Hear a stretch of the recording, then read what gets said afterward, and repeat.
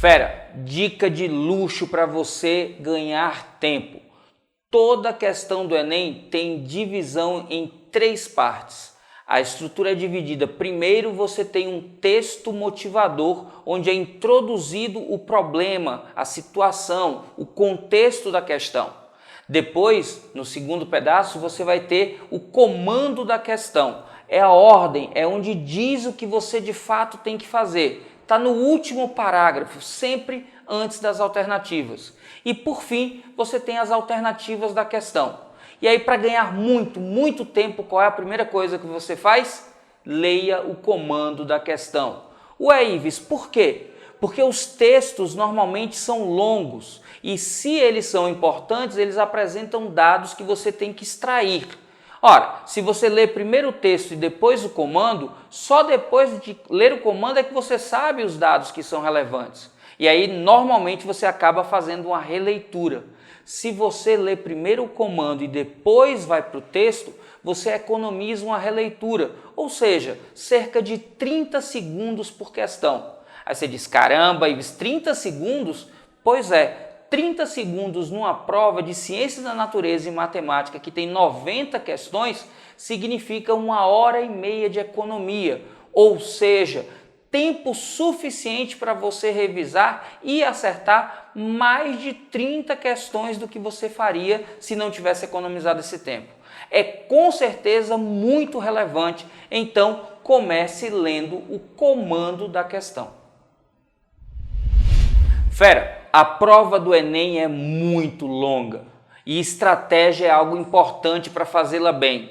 Comece então, na hora de ler a prova, sempre pela parte que você domina mais. Muita atenção! É importante começar acertando, então a primeira questão tem que ser uma questão fácil para você. Bata um olho rápido, faça uma leitura de reconhecimento e comece acertando a questão. Isso mexe com a sua autoestima e faz com que o resultado da prova seja melhor.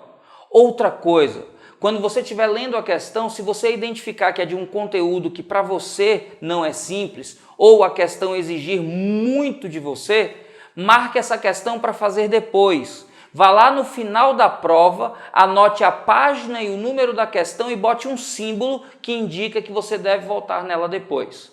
Se a questão for uma questão que você acha que conhece o tema e começa a resolver, está parcialmente resolvida, mas não terminou, não perca muito tempo. Não são as questões difíceis que vão fazer a diferença. Então, começou, mas não terminou, vai lá no final também e registra página e questão e bota um símbolo diferente para dizer que a questão foi parcialmente resolvida.